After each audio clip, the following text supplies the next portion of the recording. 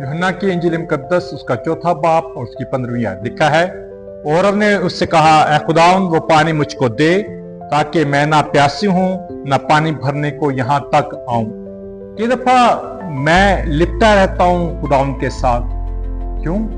क्योंकि जो है मुझे फवायद हासिल करने। और कई दफा दुनिया के लोग जो हैं बहुत सारे लोगों के साथ लिपटे रहते हैं। क्यों? क्योंकि उन्हें फवायद हासिल करने।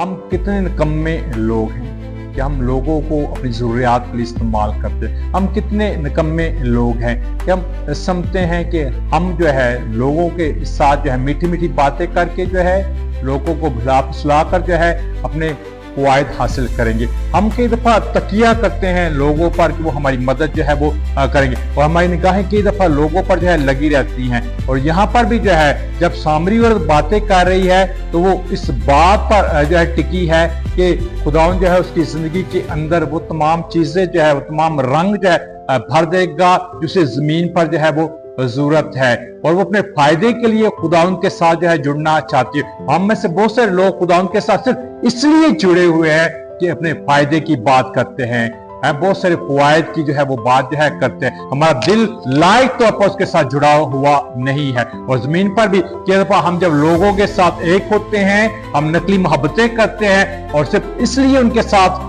जुड़े हुए रहते हैं कि वो हमारी मदद जो है वो किसी तरह जो है वो करेंगे। मैं आपसे कहना चाहता हूँ अपनी निगाहों को उठाओ और यीशु मसीह की तरफ लगाओ। मैं आपसे जो है वो कहना चाहता हूँ कि अपनी मोहब्बतों को खुदावंद के साथ खालिश करो और जमीन पर भी खालिश मोहब्बतें जो है करना सीखो। किसी चीज की कमी आपको नहीं होगी।